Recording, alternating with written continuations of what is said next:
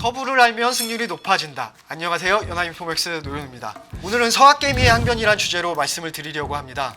요새 국내 증시가 워낙 잘 나가다 보니 국장 복귀는 진흥순 뭐 이런 얘기까지 나오고 아직도 미국 주식하냐 이런 얘기를 하는데, 이 말씀 들으면 서학개미 입장에서 기분이 안 좋잖아요.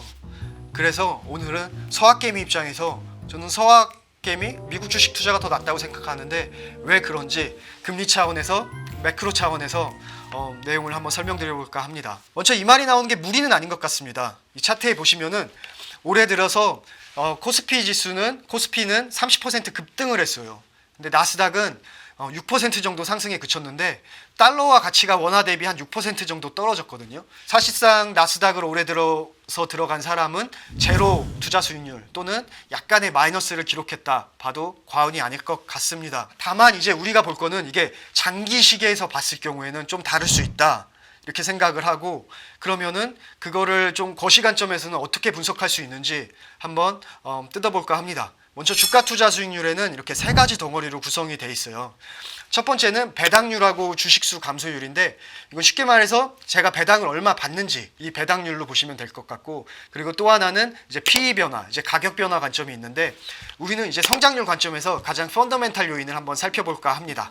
네, 성장률 같은 경우에는 크게 두 가지로 구성되어 있어요. 인플레이션하고 기업이익 성장률이 되어 있는데, 여기서 미국 기업 이익 성장률이 우리나라보다는 더 높을 것 같아요. 이제 그 이유를 한번 좀 먼 시기에서 좀 한번 살펴보려고 합니다. 기업 이익 성장률은 통상 GDP 성장률에 영향을 받습니다. 통상 국가 경제 실질 성장률에 일정 수준의 성장률을 더해서 추정을 하는데, 우리나라하고 미국의 잠재 성장률을 비교해 보면은 2040년 기준에 우리나라는 이제 0% 성장률이에요. 0.7% 정도를 이제 KDI가 예상하고, 우리 미국 같은 경우에는 2040년에도 1.7% 수준을 예상하고 있습니다. 그래서 1%포인트 정도 미국이 더 높다고 보시면 되는데, 아시는 대로 우리나라 같은 경우에 인구 고령화가 진행되고 있고, 그리고 인구 감소도 속도도 빠르고, 그렇게 보면은 성장률은 이제 노동의 성장의 경제 성장의 요소 중에 하나가 노동인데, 가장 그게 저는 펀더멘탈로 보는데 이게 하락한 속도가 빠르기 때문에 그것이 우리나라 주가에도 좀 반영될 수밖에 없을 거다. 기업이익 성장률은 이렇다 보시면 되고, 인플레이션도 한번 살펴볼 필요가 있어요. 통화정책당국의 목표는 한국이나 미국이나 다 2%로 동일합니다. 다만 이제 10년간의 수치를 보면 우리나라는 평균 1.9%였는데 미국은 2.6% 수준이었어요. 그걸 보면은 미국이 0.7%포인트 정도 높다고 보고, 그래서 앞서 말씀드린 이제 성장률하고 인플레이션 두 개를 합쳐보면은 대략 1.7%포인트 정도 미국 주식 주가 투자 수익률이 한국보다 이렇게 높게끔 그려지더라. 이제 주가 투자 수익률을 한번 보시면은 이거는 PE 변화라고 보시면 돼요. 쉽게 말해서 기업이 벌어들이는 돈 대비 얼마나 이제 주가가 비싸냐인데, 주가를 많이 사면 비싸지겠죠. 그래서 우리나라 같은 경우에 코스피의 PR이 14배 정도로 제가 확인을 했어요. 근데 나스닥 같은 경우에 30배입니다.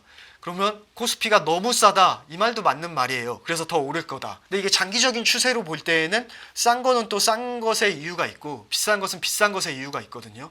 그런 측면에서 현재의 그 펀더멘탈 요인은 크게 변하지 않았다 생각을 하고, 트럼프 때문에 지금 미국 주가 지수가 많이 흔들렸는데, 정말 시계를 좀 넓혀보면은 제가 연금을 받는, 제가 은퇴하는 그런 60세, 뭐 한 15년에서 20년 후에 생각해보면은 그때 시점으로 보면은 트럼프가 지금 촉발하는 변동성은 일시적 소음에 불과할 수 있습니다. 그 펀더멘탈에는 전혀 영향을 주지 않는 재료일 수도 있거든요.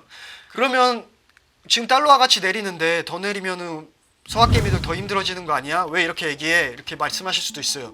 거기에 대해서 좀 고민을 해보다가 하나 차트 재밌어 보이는 차트가 있어서 가져왔어요. 이게 달러화 지수, 그러니까 유로 달러 환율로 유로화 대비 달러의 가치를 나타내는 그런 환율의 변화를 나타낸 건데, 크게 세 가지로 시간대를 나눠봤어요. 그래서 유럽 시간대, 아시아 시간대, 뉴욕 시간대가 있는데, 최근에 달러 가치가 내린 거는 다 아시아하고 유럽 시간대입니다. 그 말은 아시아하고 유럽 투자자들이 달러 자산을 투자했다가 달러화 내리니까 우리 해지해야 되는 거 아니야? 이러면서 달러화를 조금씩 이제 그 매도 해지를 하면서 그런 것들이 반영되면서 달러화 가치 하락으로 이루어졌고, 뉴욕 시간대를 보시면은 그게 재밌는데 뉴욕 시간대는 오히려 달러화 가치가 올랐어요. 그걸 보면은 펀더멘탈 요인은 아니다. 달러화 가치가 펀더멘탈로 크게 흔들릴 거는 보이지 않는다. 그리고 이제 수익률 관점에서 그러면 지금 서학개미가 훨씬 낫다. 동학개미보다. 그 얘기를 했는데 위험관리 관점에서는 이거는 이론의 여지가 없는 것 같아요. 서학개미가 훨씬 낫다고 보고 그 이유를 설명드리면 첫 번째는 자산 다각화 측면입니다.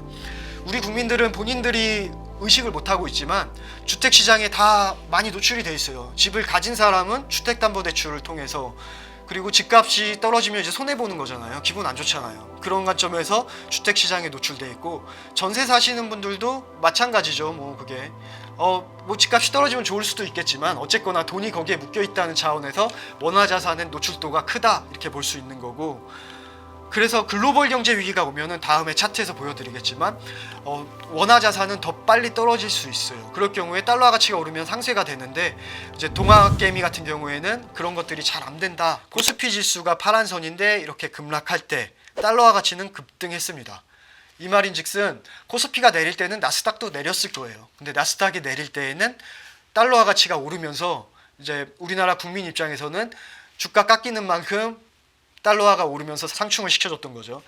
그리고 코로나 초기에도 마찬가지고 이런 차원에서 좀 더 서학개미가 위험관리 차원에서는 훨씬 낫다 이렇게 생각을 할 수 있습니다. 그래서 결론입니다.